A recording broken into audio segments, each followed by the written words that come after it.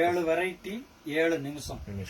அந்த நம்ம வந்து பாடியில இருக்கக்கூடிய ஆரோக்கியத்தை நம்ம ரெனியூவல் பண்ணிக்கிறோம். ஓகே, பாருங்க. ஃபர்ஸ்ட்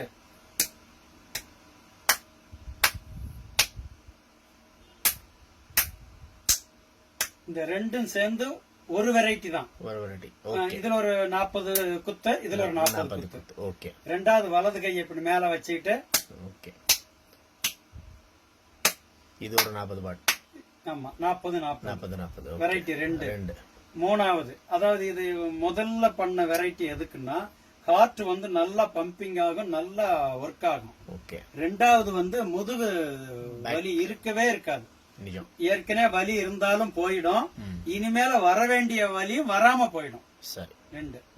3வது பாருங்க, விரலுக்குள்ள விரல நுழைச்சிக்கிட்டு இப்படி தேய்க்கிறது. எண்டு மட்டும் தான் கை இதாகணும். ஆமா, டச் ஆகணும். ஆமா, இந்த இடத்துல வந்து அப்படியே சூடு ஏத்துறோம். சரி சரி சரி, சூடு ஏறிடும். ஒரு நிமிஷம் விடாம இப்படி நீங்க ரன் பண்ணீங்கன்னா 120 தடவை இப்படி ஆகும். சரி, 120 தடவை பண்ணி இப்பவே கை சூடு ஏறிடுச்சு பாருங்க. ஓகே. இந்த சூடு எதுக்குன்னா இடுப்புல இருந்து கீழே பாதம் வரைக்கும், பாதம் எரிச்சலா இருந்தா கூட சரியா போயிடும்.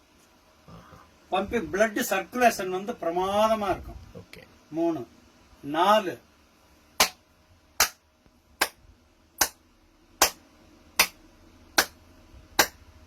ஒரு நிமிஷம். அது 50 தட்டோ 60 தட்டோ இல்ல 100 தட்டா கூட இருக்கலாம். பண்ணீங்கன்னா இது வந்து மொத்த நம்ம பாடியில 7 சக்கராஸ் இருக்கு. சுவாதிஷ்டானம், மூலாதாரம், சுவாதிஷ்டானம், மணிப்பூரகம், அநாகதம், விசுத்தி, ஆக்ஞா சக்கரம், துரிய சக்கரம்னு 7 சக்கராஸ் இருக்கு இல்லையா? இப்படி தட்டும் போது அந்த 7 சக்கராசுமே ஆக்டிவேட் ஆகும். உங்களுக்கு நல்ல மெமரி பவர், நல்ல பாசிட்டிவ் தாட், அப்படியே எனர்ஜி ஏறும். இது எப்ப உணர்வீங்கன்னா 4 டேஸ்லயே உணர்ந்துருவீங்க.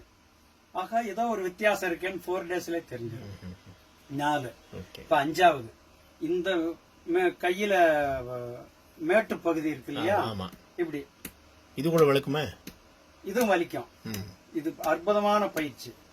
இது வந்து ஒரு நிமிஷத்துக்கு நீங்க வந்து ஒரு 50-60 தட்டு தட்டுங்க. தட்டுனா ஜீரண உறுப்பு அட்டகாசமா ஜீரணமாகும்.